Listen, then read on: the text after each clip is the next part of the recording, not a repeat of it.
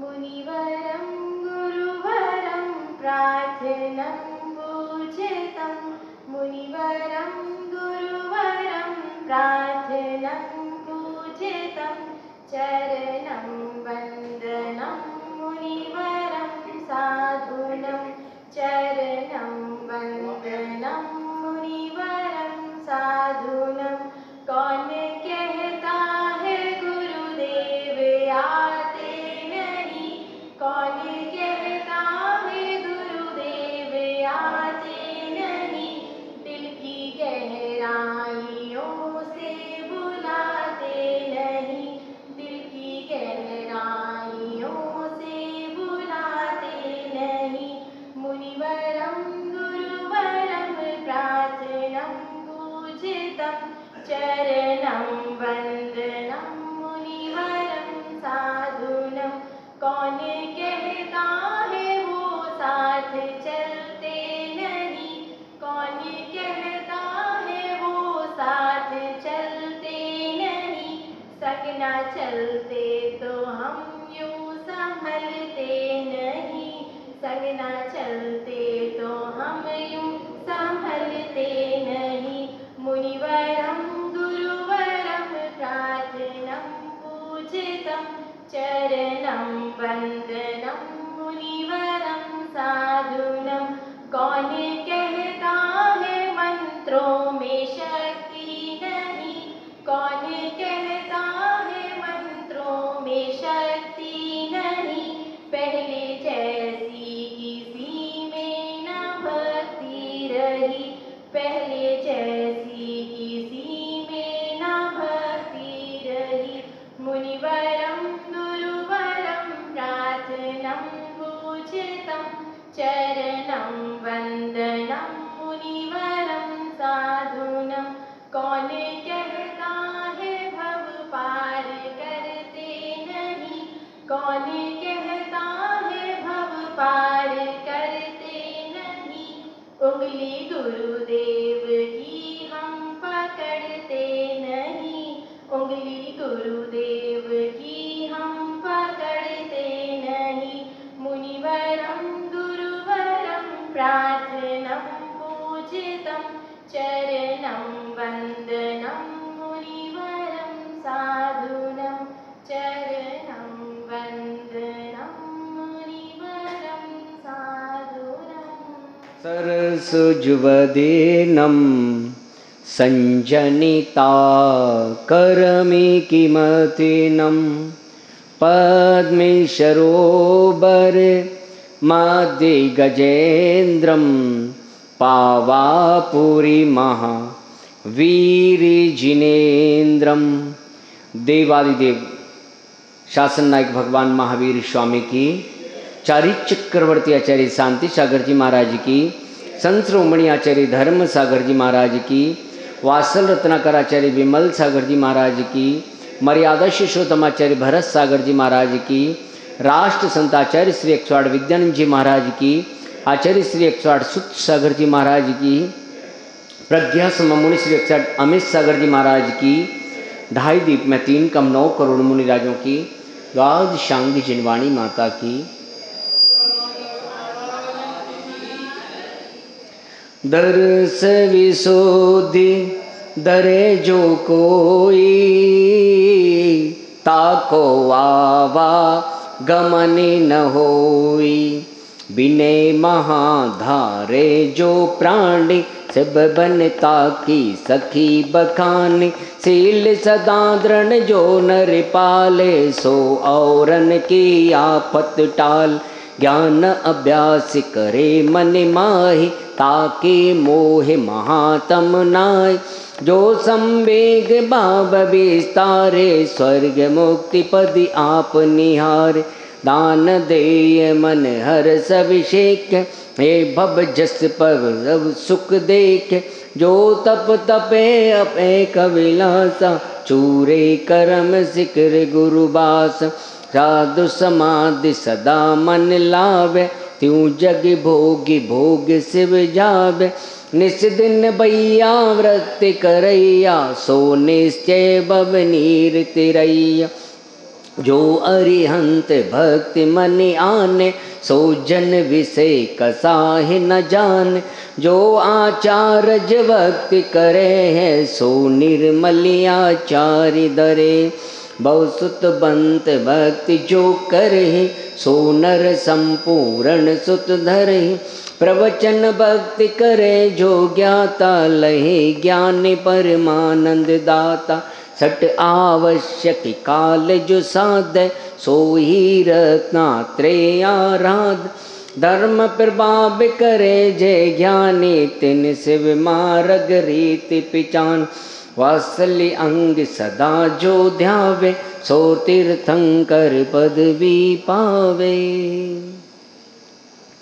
ऐसे तीर्थंकर भगवान की पदवी को प्राप्त करना, भावना जो भव का नाश कर देती है, भावना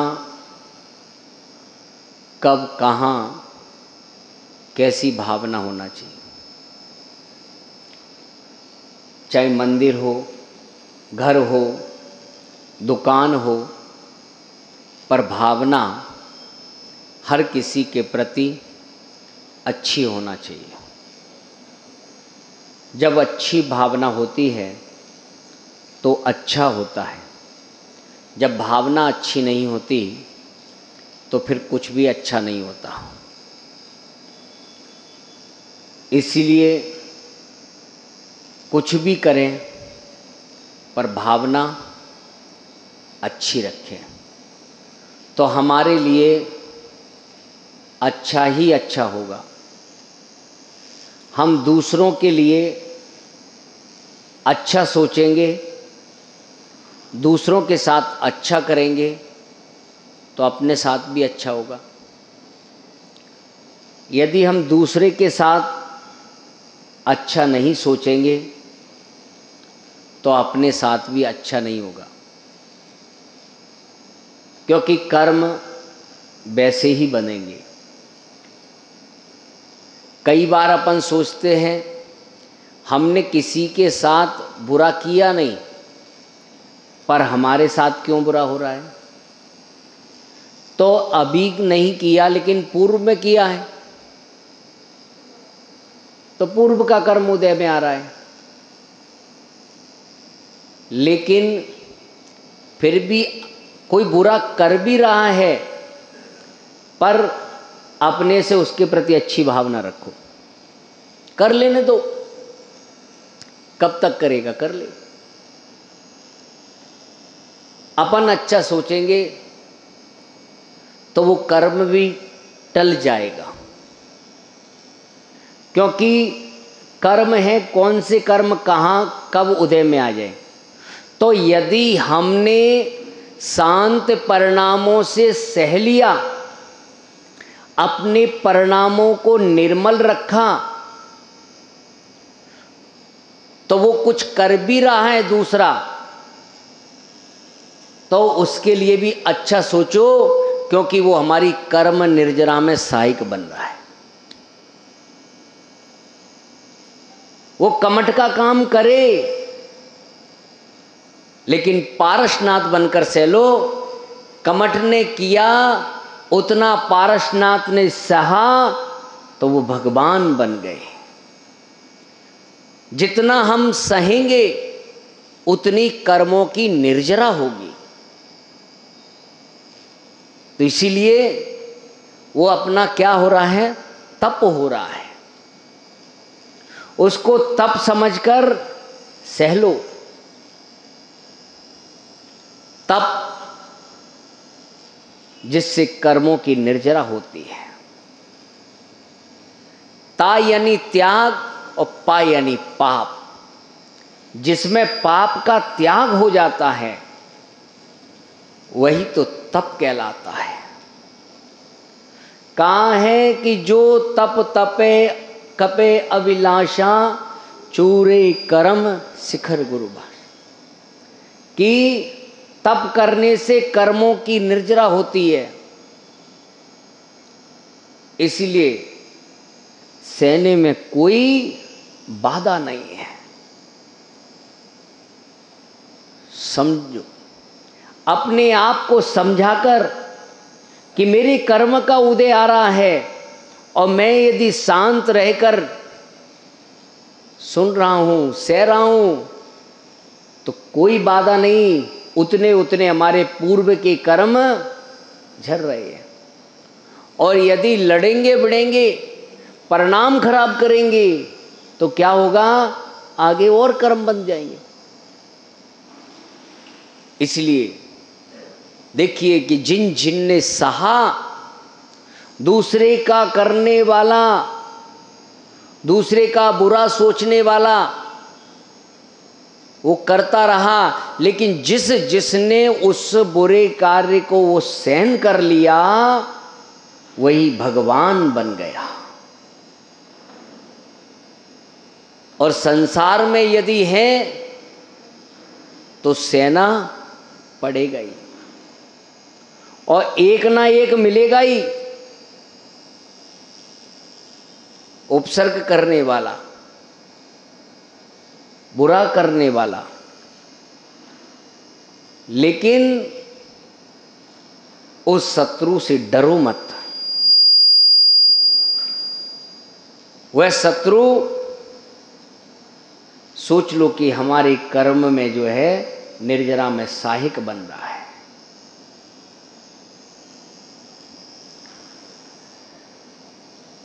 आचार्य उमा स्वामी भगवान कहते हैं, तपसा निर्जराचा, तप से निर्जरा हो रही है। तो इसीलिए कई बार हम लोग सहन तो करते हैं पर उसका त्याग नहीं करते। तो निर्जरा तो हो रही है पर अकाम निर्जरा हो रही है। आ यानी नहीं, का यानी काम की। जो काम की नहीं है, जैसे कहीं जा रहे हैं, बस में बैठे हैं, अब बस खराब हो गई, जंगल में पड़े हैं, कुछ खा पी भी नहीं रहे,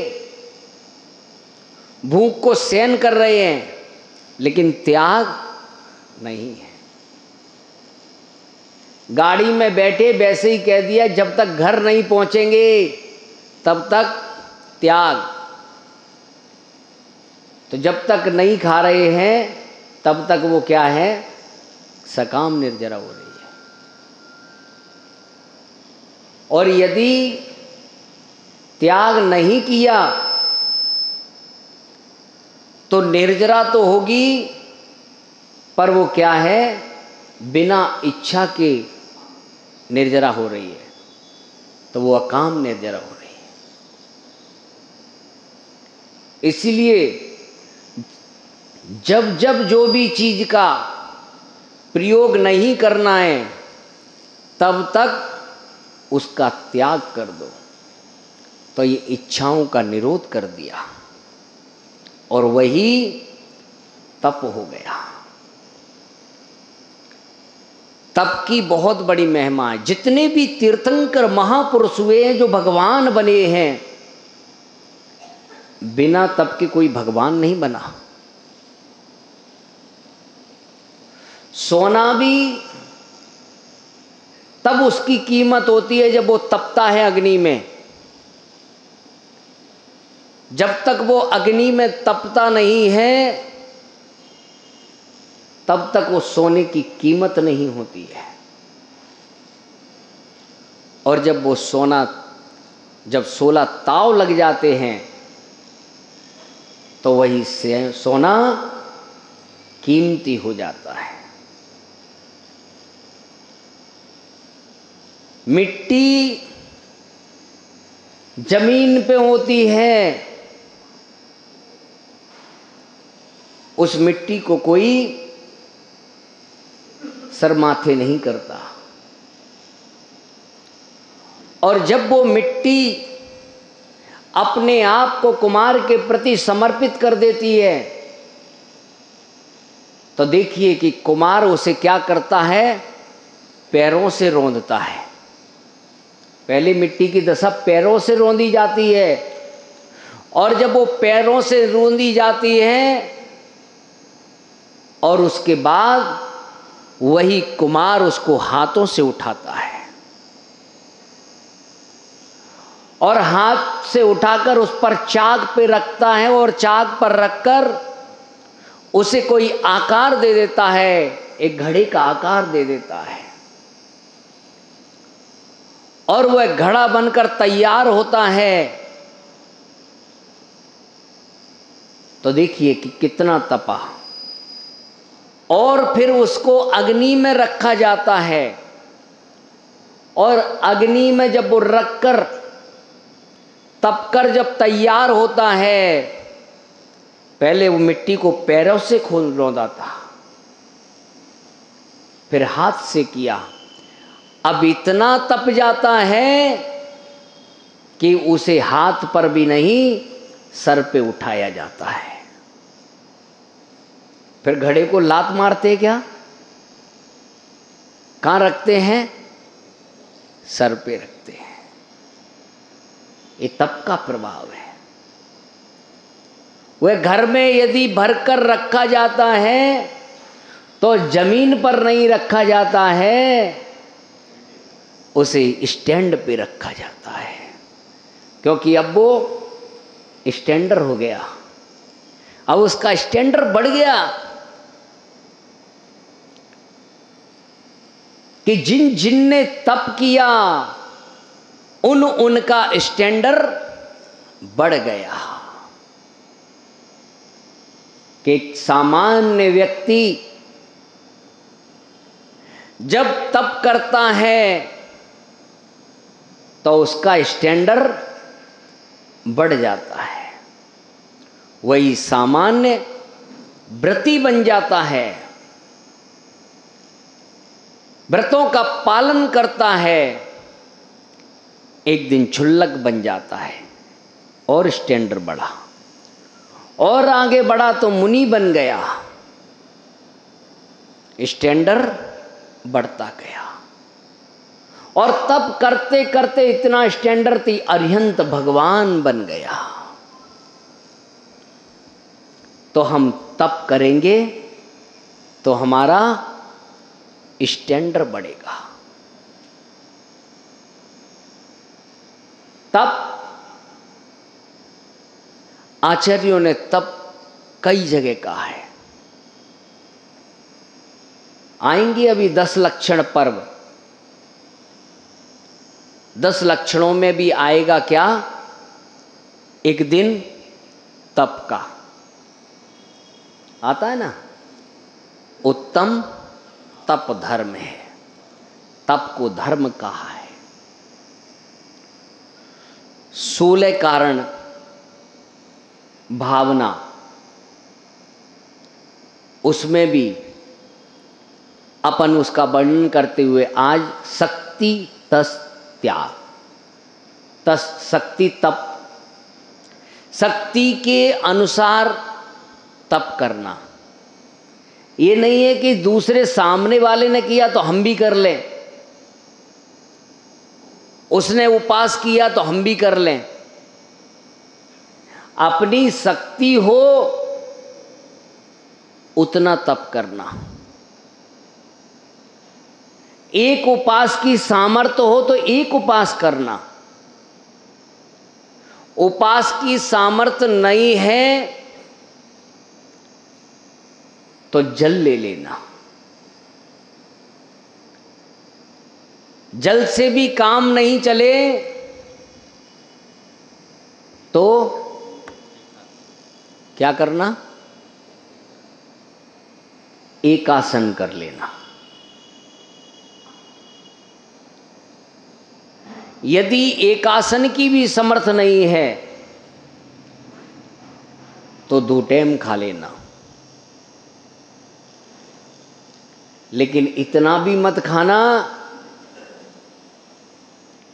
क्योंकि जो एक बार खाए उसे योगी कहते हैं, और जो 2 बार खाए उसे भोगी कहते हैं। और फिर इसके बाद जो खाता है तीसरी बार, उसे फिर रोगी कहते हैं। अब तो वो 2 बार के बाद जबरदस्ती खा रहा है, और जो दबा दबा कर खाता है वही दवा खाता है। तो 3 बार खाया तो फिर वो रोगी है। और इसके बाद भी नहीं माना, जो बार बार खाए तो उसकी क्या दशा होगी, ये तो वो खुद ही जान सकता है। आज बीमारियां क्यों हो रही हैं? कम खाने से नहीं हो रही, बीमारी ज्यादा खाने से हो रही है।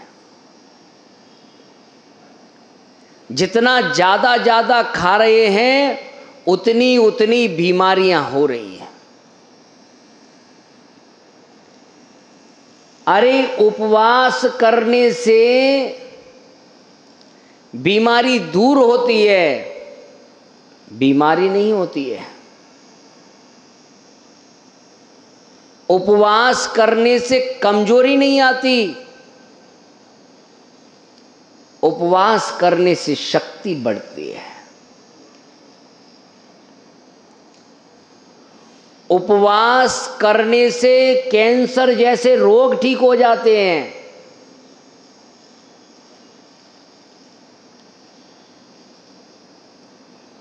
कि एक माता जी को कैंसर का रोग बताया और उन्होंने महीने में 4 उपवास किए, और उन उपवास के प्रभाव से वो कैंसर जैसा रोग ठीक हो गया। बीमारी उपवास से नहीं, बीमारी गलत भोजन से होती है। आप किसी डॉक्टर के पास जाते हो, आपने कहा कि मुझे बुखार आ रहा है, मुझे उल्टी हो रही है, मुझे खांसी जुकाम हो रहा है, तो वो डॉक्टर तुमसे क्या पूछता है? आज तुमने क्या खाया था? क्योंकि जो बीमारी आई है, तुमने क्या खाया था ये तो बताओ। नहीं डॉक्टर साहब, आज हमने कुछ नहीं, बस थोड़ा सा दाल रोटी ली थी, बस दाल रोटी, पूड़ी वुड़ी तो नहीं ली, हाँ बस एक पूड़ी ले ली थी, और आज कुछ मेहमान आ गए थे तो समोसा आ गया था, एक समोसा भी ले लिया था। समोसा काहे से खाया था? वो चटनी थी, इमली की चटनी, उससे खाया था। फिर उसके ऊपर पानी पी लिया था। फिर गर्मी लग रही थी तो पेप्सी भी पी ली थी। फिर दूध आ गया था, दूध भी चढ़ा गए, मिल्क। अब कब कब क्या खा रहे, किसके ऊपर क्या खा रहे हैं, तो बीमारी नहीं आएगी तो क्या होगा? अधिकतर बीमारी खाने से होती है, अवक्ष खाने से होती है। और अभी तो जितना खा रहे हैं वह सारा बिना मर्यादा का खाया जा रहा है। एक्सपायरी डेट का सारा सामान खा रहे हैं, जिनकी डेटें निकल चुकी हैं, जो डेथ हो गया, जिसकी डेट निकल जाती है वो क्या होता है, उसका डेथ हो गया, और डेथ चीज को खा रहे हैं। फिर एक भी अपन दिन डेथ हो रही है। तो तप जो करना है, तप के लिए पहले तो कम खाना और समय पर खाना। ऐसा नहीं कि कभी भी खाते रहो। मिल नहीं रहा है तो भी उसकी क्या हो रही है, इच्छा हो रही है। आगामी काल की इच्छा करना। इसीलिए आचार्य ने कहा इच्छा निरोधा तपः। इच्छाओं को निरोध करो कि अभी वर्तमान में नहीं है, लेकिन भविष्य में उसकी मांग हो रही है। करते कि नहीं करते?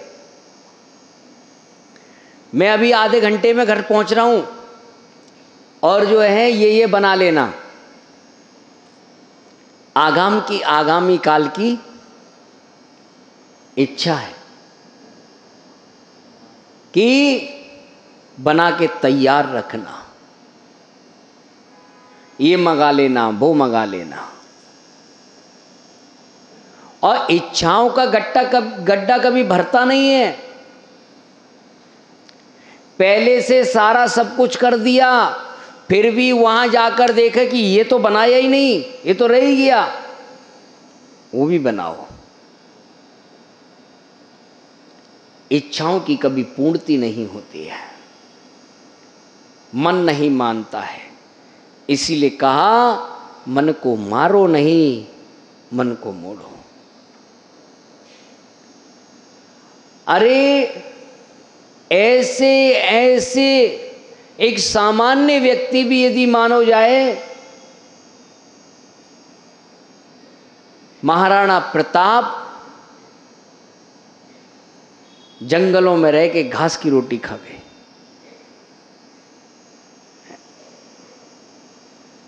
कि ये भी उनका एक तप है। और आज आपको बताएं, आचार्य भगवान ने 12 तप कहे हैं। 12 तपों में पहला तप है अनशन।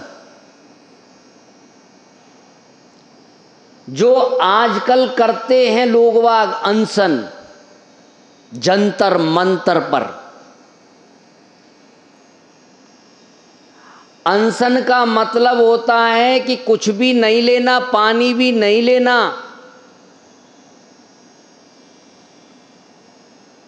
मौन रहना, कुछ बोलना नहीं। ये अनशन तप है। कि ये नहीं कि रोटी नहीं खानी, मुंह भी नहीं चलाना, तब अनशन कहलाता है। अब अनशन करने बैठ गए और कहते कि रोटी का त्याग, जूस पी रहे। अनशन जंतर पे मंत्र पे बैठने वाले क्या करते हैं? रोटी का त्याग करते, जूस तो पी लेते हैं। और अन्न नहीं खा रहे पर मुंह से अंट संट बक रहे,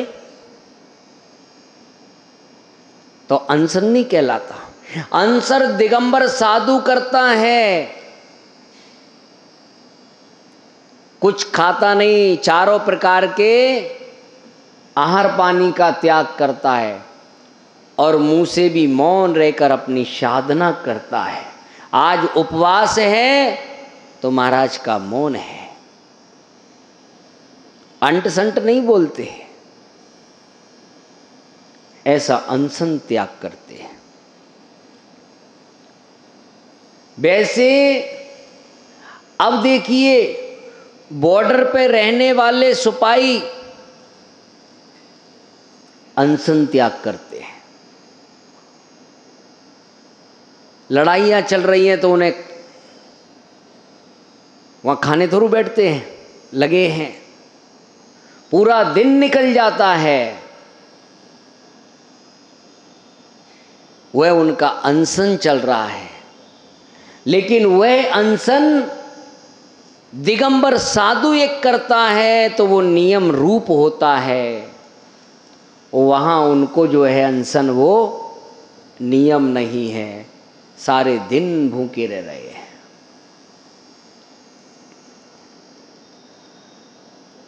ऊनोदर भूख से कम खाना, ऐसा नहीं कि दवा दवा कर खा रहे हैं। कुछ लोग तो शादियों में जाते थे, पता चलता था कि कल वहां शादी है तो एक दिन पहले से ही भूखे हैं, और रोटी तो रोज खाते हैं। वहां तो जो है कि किसी का पता चला कि आज चौधरी साहब के यहाँ है तो 5 मिठाइयाँ बनेगी, तो मिठाइयाँ सोच लो, पानी भी नहीं पिया, खा खा के दवा दबा के आ गए। और एक मुनिराज करते हैं, उनके सामने सब कुछ सामने रखा है, उसमें से भी अल्पाहार करते हैं। आचार्य विमल सागर जी महाराज थोड़ा सा आहार लेते थे। आज भी कई ऐसे साधु हैं, जरा सी आहार लेकर 10-10 मिनट में आ जाते हैं। उपवास करने वाले साधु, अनशन, आचार्य प्रसन्न सागर जी महाराज, आचार्य विशुद्ध सागर जी महाराज के शिष्य, ऐसे उनके कई कई दिन के उपवास कर रहे हैं। वास्तव में धन्य है कि इस कली काल में भी हीन सैनन होते हुए भी ऐसे दिगंबर साधु आज भी देखने को मिल रहे हैं। महावीर को नहीं देखा, लेकिन आज हमारे लिए साक्षात महावीर हैं ये, जो ऐसी साधना कर रहे हैं जहां व्यक्ति एक क्षण भी नहीं रह पाता। व्रत परिसंख्यान की नियम लेकर, आंकड़ी लेकर निकल गए।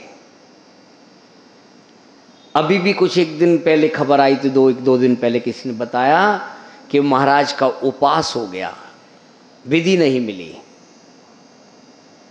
ऐसी विधि को रखने वाले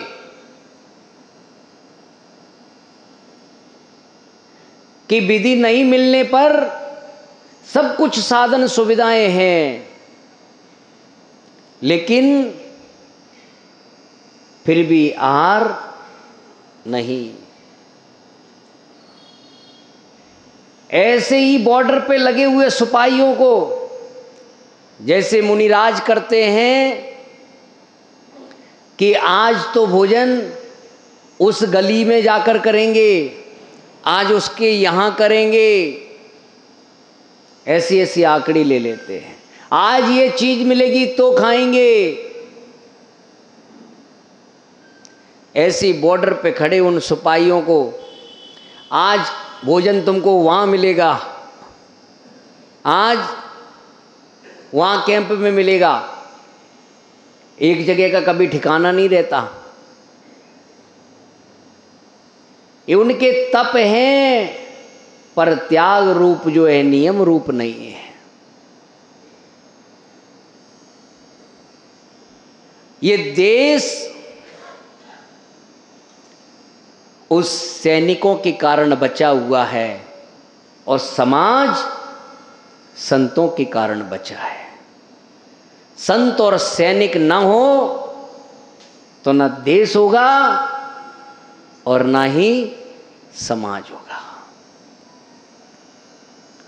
उनका तप वहां जो देश की रक्षा कर रहा है, संत का तप जो समाज की रक्षा करता।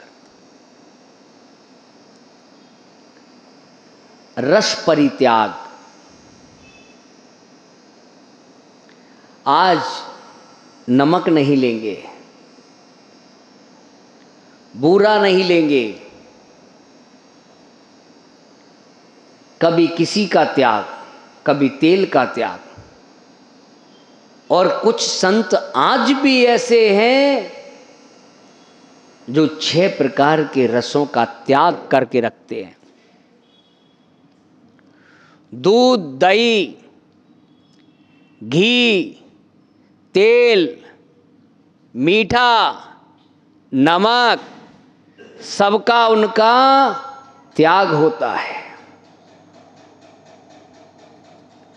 कि आज भी वो नहीं ले रहे। और कोई एक एक, कभी कोई सोमवार को कुछ, मंगल को कुछ, बुध को कुछ, बृहस्पति को कुछ, गृहस्थ लोग भी करते हैं। ऐसे रसों को त्याग करके अपनी साधना को बढ़ाते हैं। आज जैसे शिखर जी में आचार्य संभव सागर जी महाराज,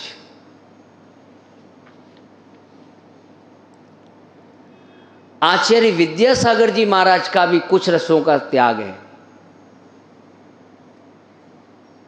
और मेरा अंदाज शायद नमक का तो शुरू से त्याग है।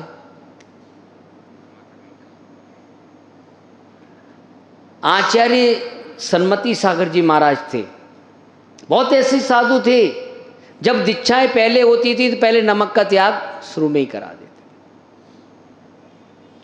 और आज भी कोई रविवार का त्याग करता है, कोई कभी कभी करता है। ऐसी साधना आज भी कर रहे हैं। और बॉर्डर पर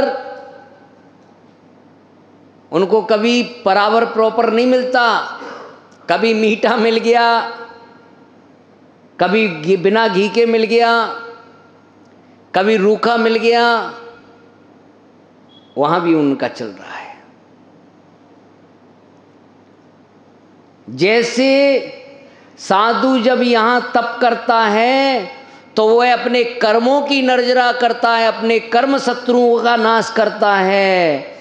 और बॉर्डर पे वो खड़े वो सैनिक, वह देश के दुश्मन जो शत्रु हैं उनका नाश करते हैं। तप है एक स्वयं के लिए और एक पर के लिए, दोनों ही आवश्यक हैं। यदि वो वहां नहीं करेंगे तो देश नहीं होगा।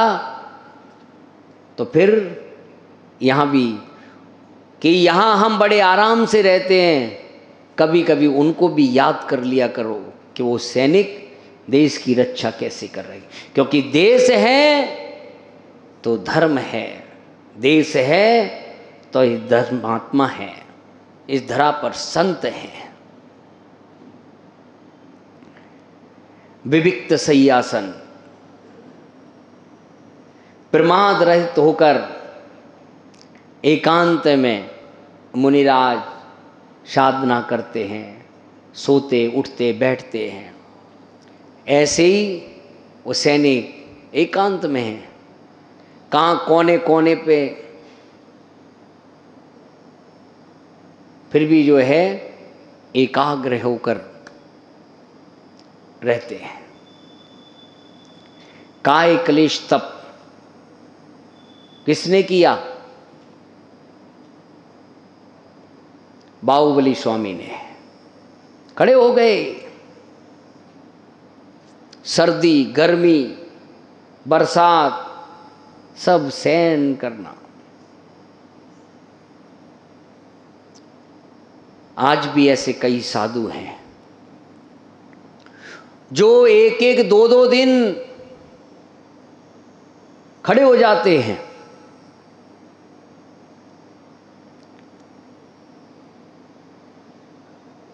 शिमला की बर्फ में बैठकर ध्यान करना।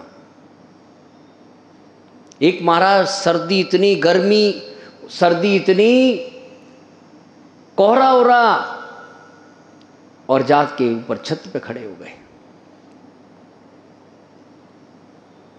आचार्य भरत सागर जी महाराज के पास एक महाराज थे, ओम सागर जी महाराज।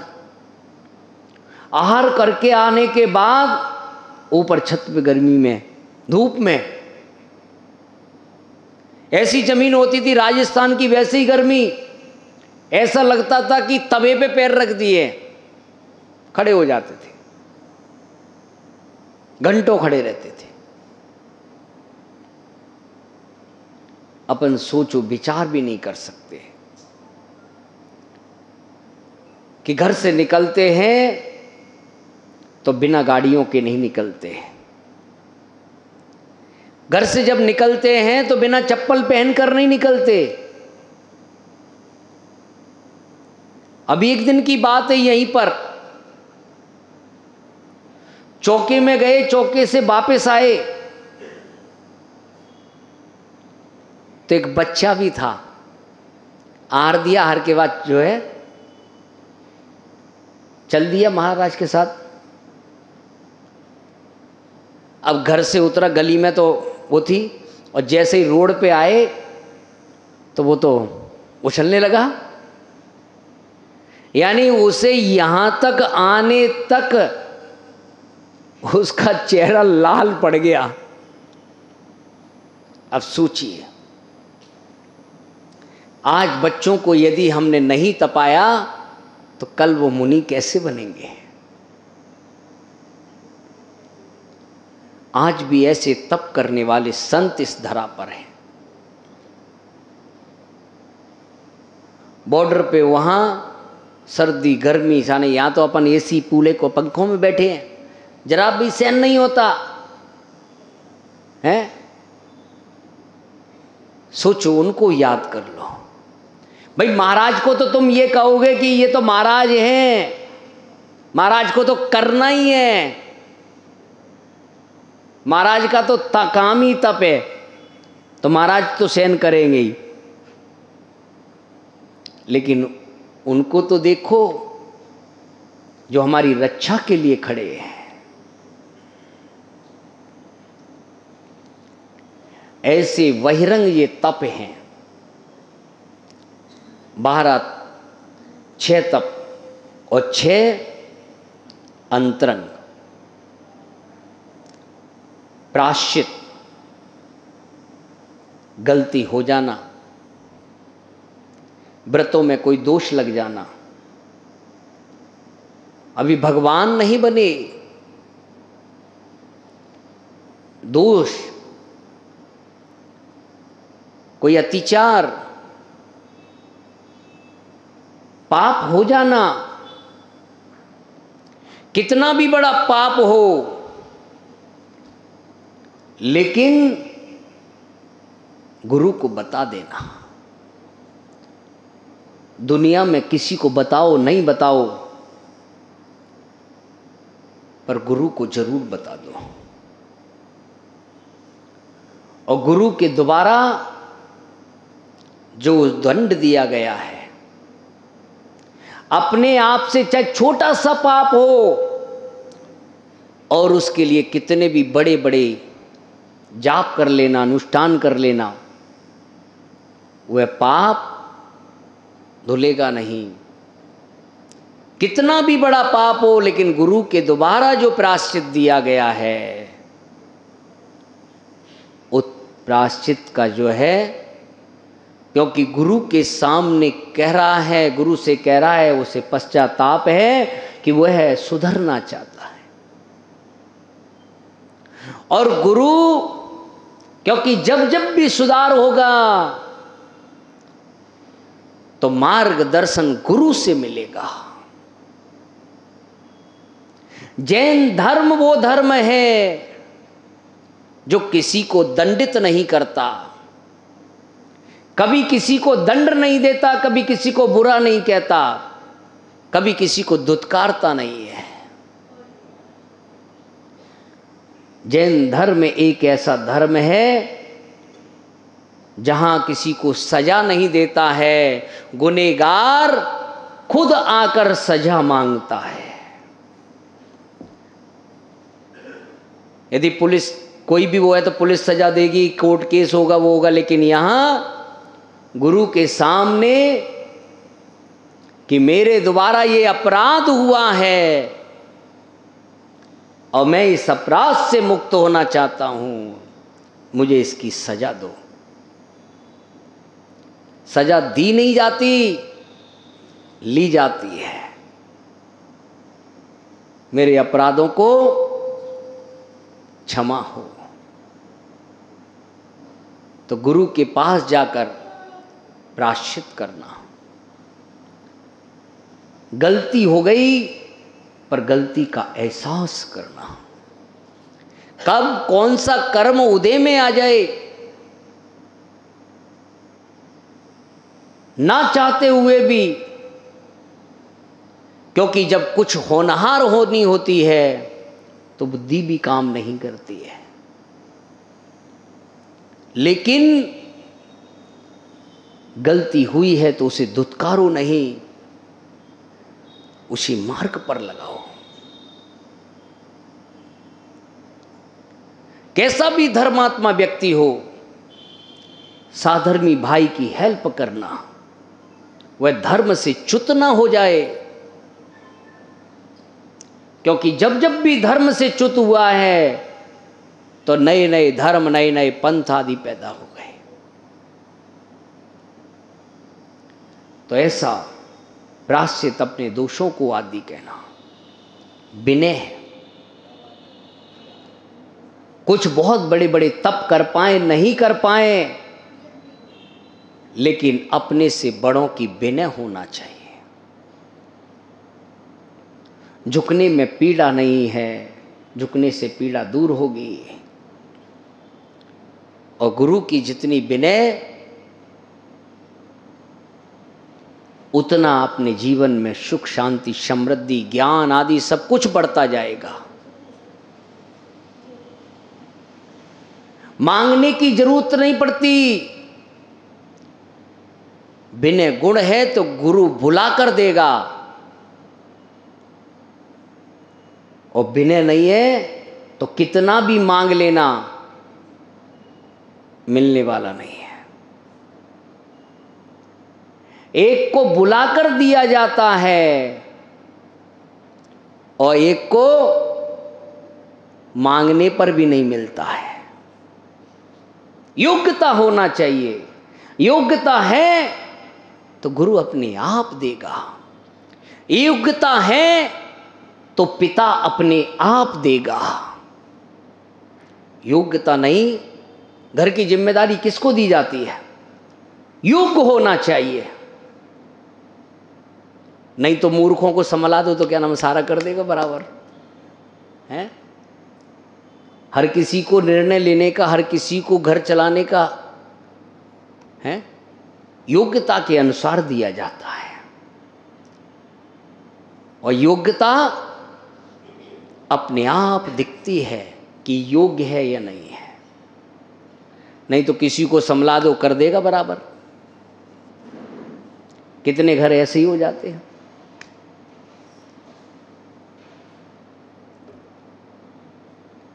तो विनय गुण होना चाहिए। बैयावृत्ति, अपने से बड़ों की, अपने से छोटे की किसी प्रकार की तकलीफ आदि है। और बैयावृत्ति का मतलब ये नहीं कि पैर दबाना ही बैयावृत्ति है। बैयावृत्ति गुरु के अनुसार चलना, इससे बड़ी कोई दूसरी बैयावृत्ति नहीं है। घर में बच्चे माँ बाप के प्रति, माँ बाप के अनुसार चलना, इससे बड़ी कोई बैयावृत्ति नहीं है। पैर नहीं दबा पाए कोई बात नहीं, सिर नहीं दबाया कोई बात नहीं, पर सिर दर्द तो नहीं कर रहे। अब दबा रहे हैं सर और सर दर्द कर रहे हैं, और जरूरत पड़ी तो किसी दिन दबा दिया है। ऐसे लोगों का भरोसा तो रू है, कब क्या दबा दे।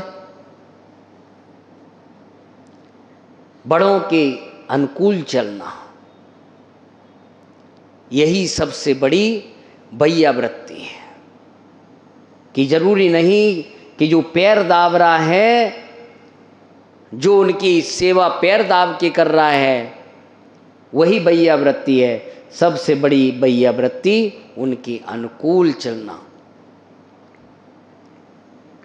स्वाध्याय, स्वाध्याय को तप कहा है।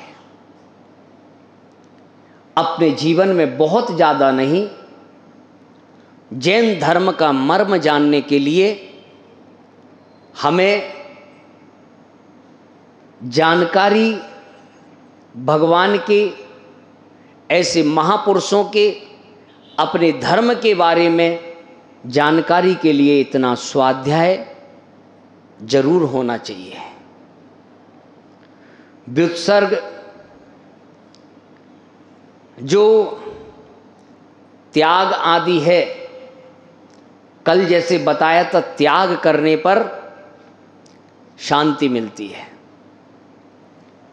पैसे का दान में त्याग कर दिया तो शांति होगी, सांस को छोड़ा तो शांति होगी, मल का विसर्जन किया तो शांति होगी, उपाधियों को छोड़ दिया, क्योंकि उपाधि है तो टेंशन रहेगी, मंदिर के प्रधान है तो भाई अब महाराज आ रहे हैं तो जाना है।